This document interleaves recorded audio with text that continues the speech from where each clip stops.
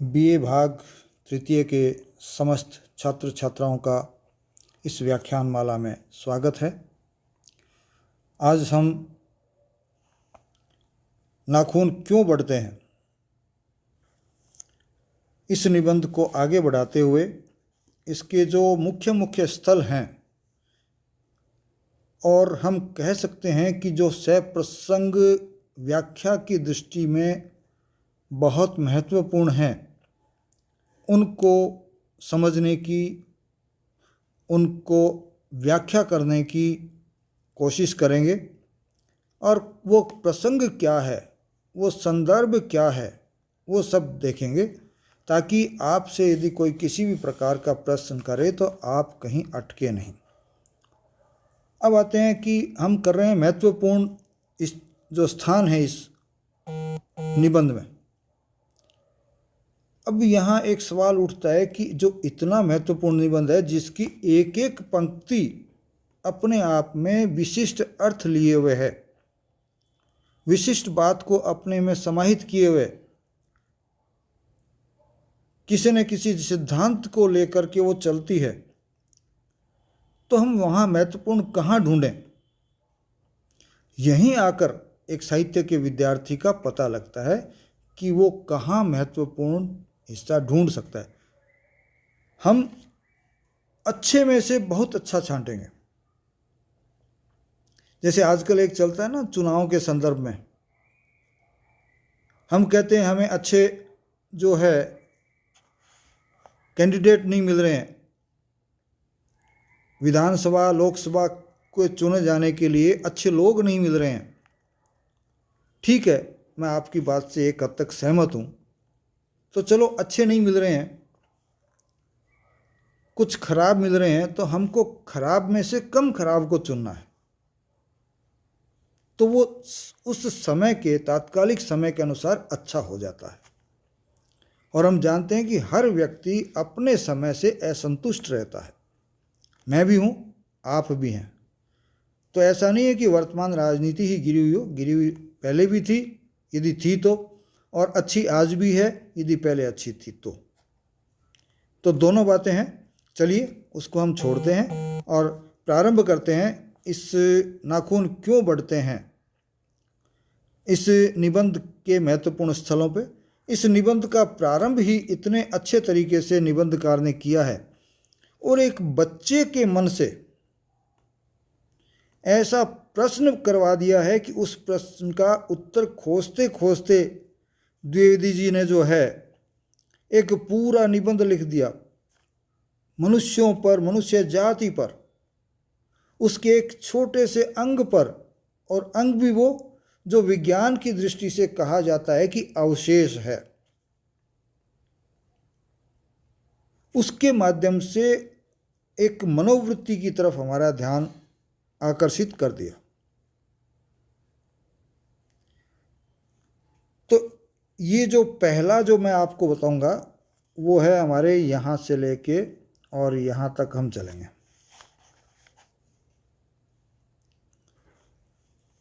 मैं इसको पढ़ नहीं रहा हूँ, आप पढ़ लीजिएगा। लेखक शुरुआत करते हैं कि बच्चे कभी कभी चक्कर में डाल देने वाले प्रश्न पूछ बैठते हैं, क्या कर बैठते हैं। और उन्होंने एक पिता की स्थिति को भी यहाँ बताया है कि पिता जो है सबसे दयनीय जीव होता है। जवाब देना पड़ता है, चाहे उसको देना आए या न आए। तो निबंधकार से भी उसकी बच्ची ने एक प्रश्न पूछ लिया था कि ये नाखून प्रतिदिन क्यों बढ़ते हैं हमारे। ये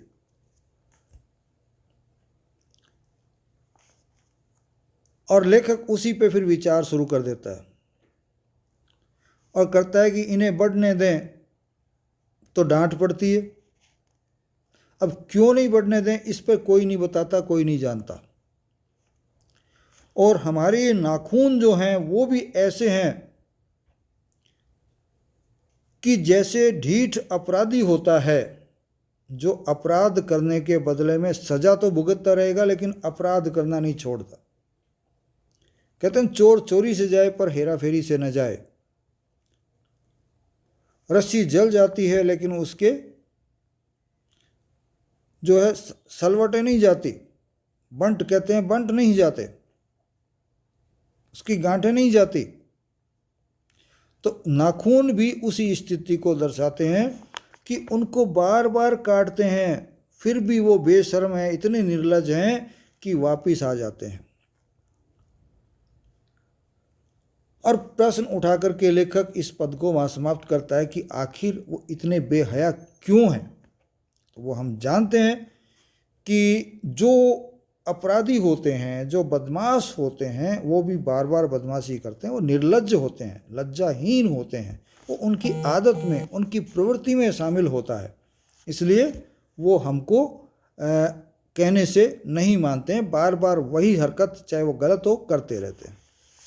तो यहाँ लेखक इस पद के माध्यम से हमें जो चीज़ बताना चाहता है वो पहली चीज़ तो ये है कि बच्चों के मन में जो एक उत्सुकता रहती है, उस उत्सुकता को प्रकट करने का प्रयास यहाँ करता है, वो प्रकट करता है।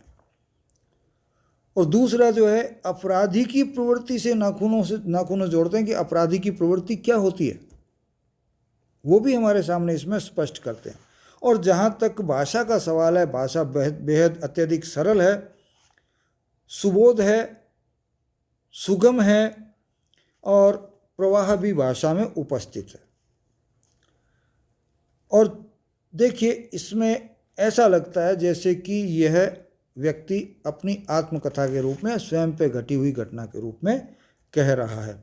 इसमें हमारे विश्लेषण भी मिलेगा, इसमें आपको व्यंग्य भी मिलेगा, और इसमें आपको विविध प्रकार के भाव जो मनुष्य के मन में आते हैं वो भी उपलब्ध हो जाएंगे। अब आगे बढ़ते हैं।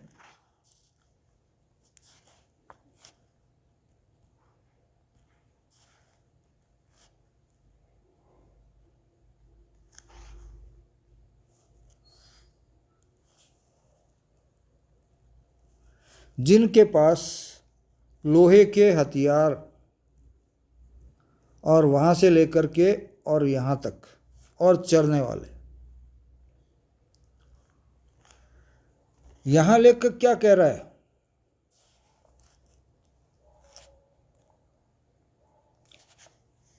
कि जिसके पास लोहे के शस्त्र और अस्त्र थे वे विजयी हुए, यहाँ से प्रारंभ करते हैं। तो इसमें जहाँ तक संदर्भ की बात हम कह सकते हैं कि यह नाखून क्यों बढ़ते हैं नामक निबंध से, जो कि द्विवेदी जी द्वारा लिखा गया है, उससे लिया गया है, और हमारी पाठ्य पुस्तक में ये निबंध है। प्रसंग में है कि लेखक जब प्रश्न करती है उसकी बच्ची, तो उस प्रश्न का जवाब खोजते हुए मनुष्यों के जो नाखून हैं उन पर विचार करते हुए चर्चा करते हैं, और उसी संदर्भ में बात करते हैं कि हथियारों का विकास होता गया। नाखून थे, दांत थे, उसके बाद हड्डियों से हथियार बनाए, धीरे धीरे धातुओं से अर्थात लोहे से हथियार बने, और मनुष्य इन सब में ऊपर इसलिए आ गया, देवताओं से भी, राक्षसों से भी, कि उसके पास लोहे के हथियार थे। तो उसी संदर्भ में वो कह रहे हैं कि जिनके पास लोहे के शस्त्र और अस्त्र थे वे विजयी हुए, और वो कौन था? मनुष्य था। देवताओं के राजा तक को मनुष्यों से सहायता लेनी पड़ी। दानवों के पास भी अनेक प्रकार के विद्याएं थी, पर उनके पास लोहे के अस्त्र नहीं थे। तो इसी कारण से मनुष्यों से सब जो जातियां थी, सब तरह के लोग थे, सब तरह के प्राणी थे, वो मनुष्यों से हार गए, या मनुष्यों की अधीनता स्वीकार कर लिया। मनुष्य उनमें सर्वश्रेष्ठ सिद्ध हो गया। क्यों? क्योंकि लोहे के अस्त्रों ने, या लोहे के अस्त्रों से उसने सबसे बाजी मार ली थी। और ये विकास वहीं नहीं रुका, बल्कि आगे से आगे बढ़ता गया, और धीरे धीरे कारतूसों ने जगह ली, फिर तोपों ने जगह ली, फिर परमाणु बमों ने जगह ली, और सामान्य धरती पर चलने वाले रथों की जगह वायुयान तक ने ले ली। तो इस तरह से मनुष्य एटम बम पर भरोसा करने लग गया। आज की तारीख में एटम बम मनुष्यों के पास है, जो कि पूरी दुनिया को समाप्त कर सकते हैं, और सबको मालूम है कि इससे सब कुछ नष्ट हो सकता है। मनुष्य नाखून काटना चाहता है, काटता रहता है, लेकिन फिर भी उसके मनुष्य नाखून आज भी बढ़ रहे हैं। किस तरह से बढ़ रहे हैं, क्यों कह रहे हैं लेखक? अब भी प्रकृति मनुष्य को उसके भीतर जो अस्त्र थे, नाखून वगैरह, उनसे वंचित नहीं कर रही है। वो उसको याद दिला रही है कि आप कौन हैं? पशु हैं। आप भी कभी इस तरह का कार्य किया करते थे, जो हमारी पाश्विक वृत्ति है। तो इसलिए तुम अपने नाखूनों को नहीं भुला सकते। तुम वही लाख वर्ष पहले, 1 लाख, 2 लाख, 10 लाख वर्ष पहले जो दंत अर्थात दांतों और नाखून से उन पर निर्भर रहने वाले जो जीव थे, आज भी तुम उन पशुओं के समान चलने वाले जीवों के अनुसार ही हो। तो ये यहाँ निबंधकार नाखूनों के बार बार बढ़ने को कहता है कि हम कहने को तो ये कह रहे हैं कि हम दूर हो रहे हैं पशुता से, नाखून काटते हैं तो, लेकिन हमने जो हथियार इकट्ठे कर रहे हैं वो हमारी पशुता की निशानी है। और बार बार नाखूनों के माध्यम से, बढ़ते के माध्यम से हमको याद दिला रही है प्रकृति कि आज भी आप में वो पशु विद्यमान है। तो इसमें हम कह सकते हैं कि यहाँ लेखक क्या बात महत्वपूर्ण कहना चाहता है। यहाँ लेखक मनुष्यों के विकास क्रम को दिखाते हुए और जो हमारी हिंसक वृत्ति है उसको बढ़ते हुए दिखा रहा है। हालांकि मनुष्य कोशिश कर रहा है कि हमारे भीतर ये कम से कम होती जाए। भाषा तत्सम शब्दों का प्रयोग किया गया है, सरल है, और जो एक आध शब्द ऐसा है जैसे नख, दंतावली जैसे ये सामासिक शब्द हैं, तो हम कह सकते हैं कि सामासिक शब्दों का प्रयोग किया गया है। और शैली जो है इसकी वर्णनात्मक है।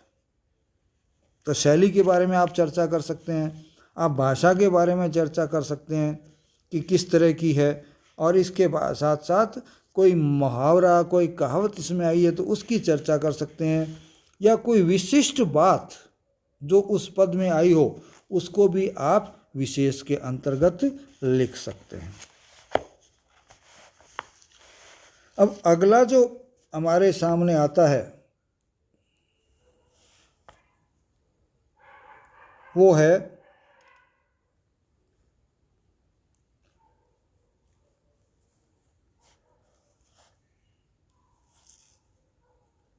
यहाँ से लेकर के यहाँ तक।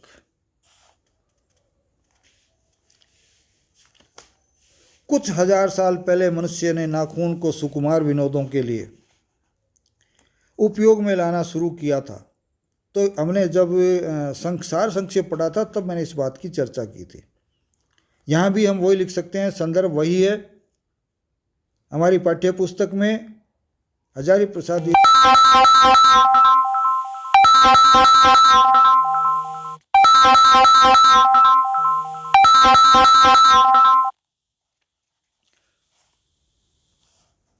जो कि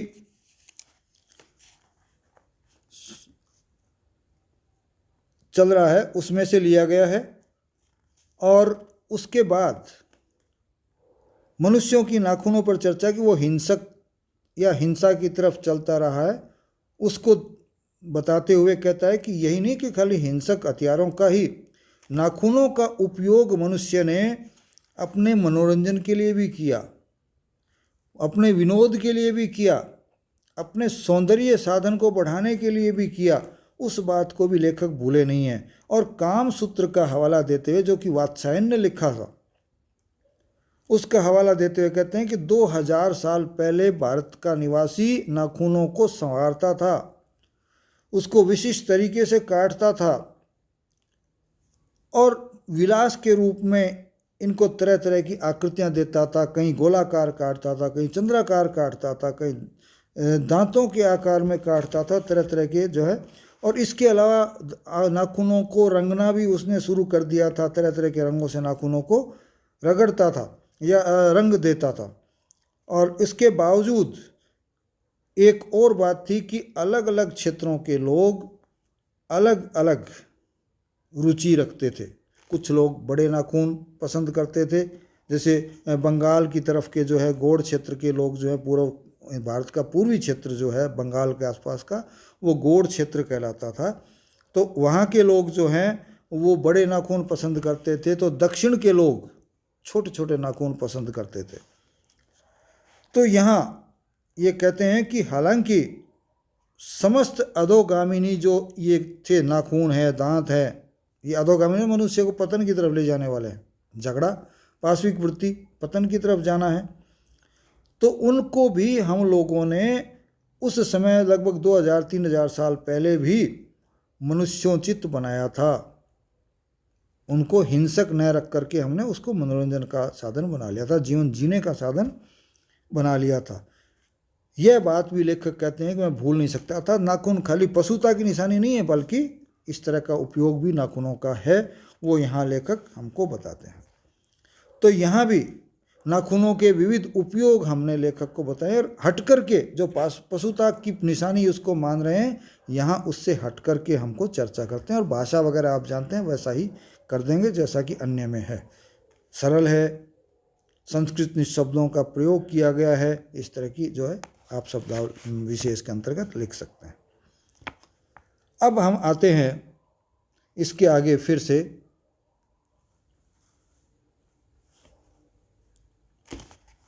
जो शुरू होता है यहाँ से, और मैं चलाता हूँ इसको यहाँ तक।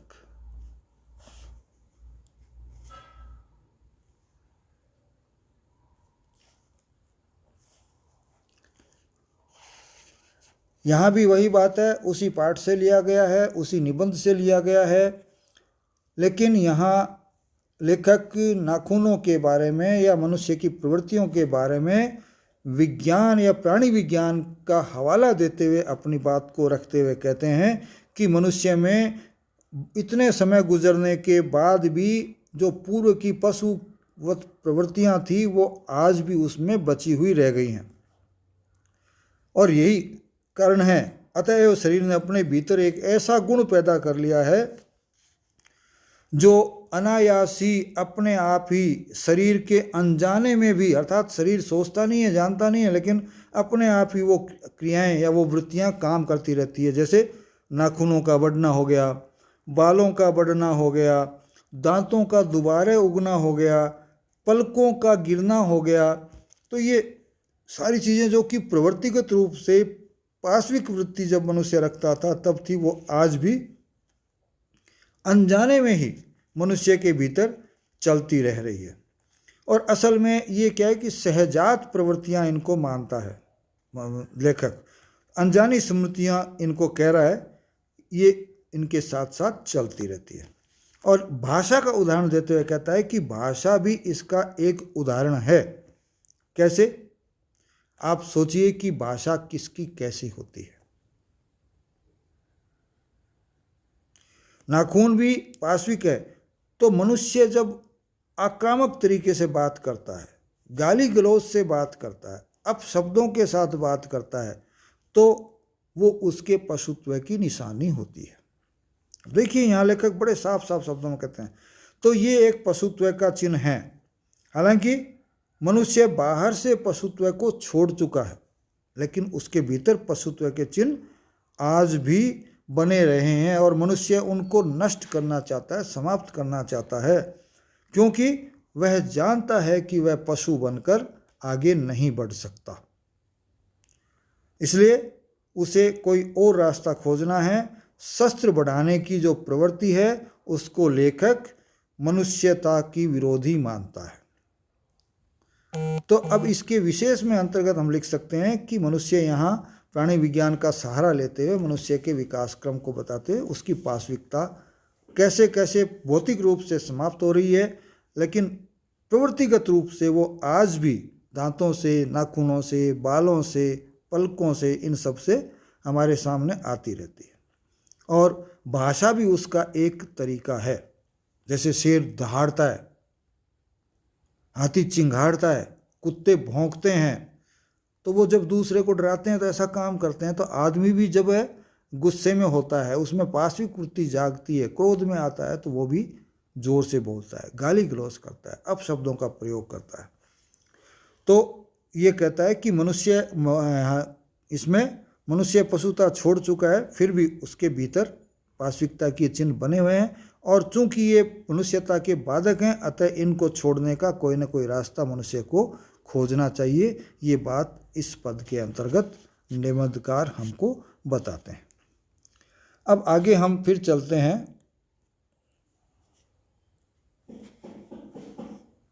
वो है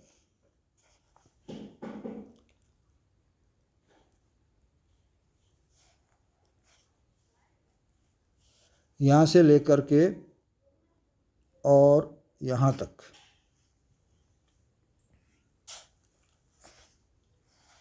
इसमें देखिए लेखक क्या कहना चाहता है। मैं विशेष की बात तो नहीं करूँगा, ये अपने संदर्भ और वो नहीं करूँगा।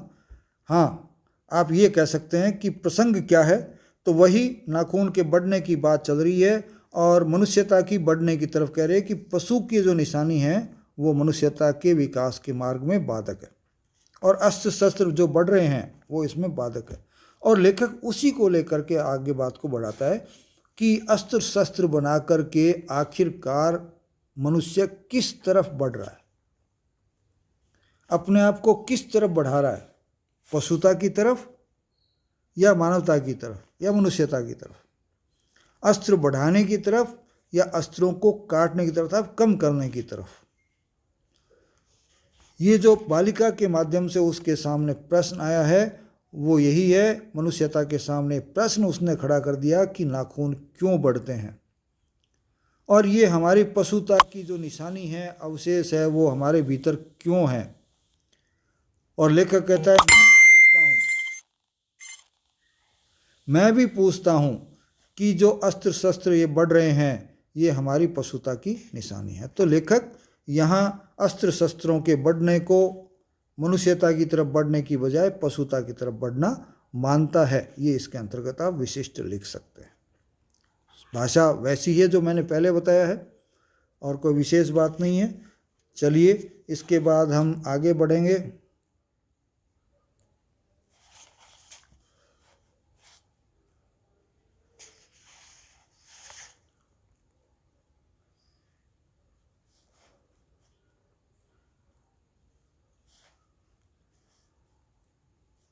भारतीय चित्त,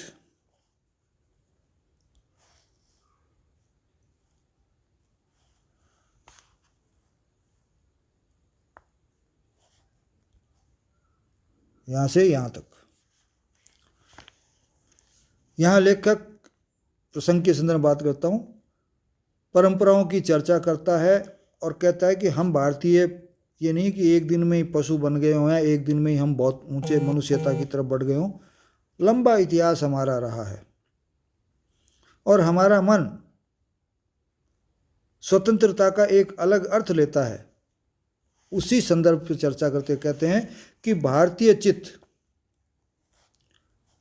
अर्थात मन आज भी अनधीनता के रूप में न सोचकर स्वाधीनता के रूप में सोचता है। पश्चिम की जो अनधीनता वाला जो एक अर्थ है स्वतंत्रता का, उसको कहता है कि हम स्वाधीनता के रूप में सोचते हैं, न कि अनधीनता, क्योंकि अनधीनता जो होती है वो अराजकता पैदा करता है, अर्थात किसी के अधीन न होना। तो जब व्यक्ति पर कोई रुकावट ही नहीं होगी, कोई रोक नहीं होगी, तो वो बेलगाम हो जाएगा और पशु बन जाएगा। तो भारतीय संस्कृति, भारतीय चित्त, भारतीय मन क्या कहता है? स्वयं का नियंत्रण हमारा रहे। तो वो बात यहाँ लेखक कह रहे हैं। और हमारे दीर्घकालिक संस्कारों का ही फल है कि वह स्वयं के बंधन को आसानी से नहीं छोड़ता। हम अपने स्वयं के जो बनाए हुए बंधन हैं उनको हम आसानी से नहीं छोड़ते हैं। और ये हमारी जो संस्कृति है उसकी एक बहुत बड़ी विशेषता है। लेकिन लेखक ये कहते हैं कि इसका मतलब ये नहीं है कि हम ये मान लें कि हमारा जो पुराना है वो सब का सब अच्छा है, या पश्चिम के प्रभाव में आकर के ये मान लें कि हमारा जो पुराना है वो सारा का सारा खराब है, बेकार है। नहीं, लेखक कहता है ऐसा कुछ नहीं है। जो अच्छा है वो स्वीकार करें, जो खराब है उसको हम छोड़ दें, और पुराने से जो कि खराब है उसको चिपटे हुए नहीं रहें। बंदरिया का उदाहरण दे करके कहते हैं कि एक बंदरिया जो अपने मरे हुए बच्चे को भी चिपकाए दिनों दिन घूमती रहती है, वो हम मनुष्यों का आदर्श नहीं बन सकती। क्यों? क्या फ़ायदा है उसको लिए हुए घूमने से? उल्टा जाति को नुकसान करेगा, बीमारियां फैलाएगा। लेकिन ये भी कहता है कि हम अनुसंधिता के नशे में चूर होकर, हम अनुसंधान जो नई नई चीज़ें हम खोज रहे हैं उसमें कहीं अंधे होकर कि ये न सोच लें कि ये न हो कि हम अपनी पुरानी सारी अच्छी चीज़ों को भी खो दें, उनको छोड़ करके उनको खो दें।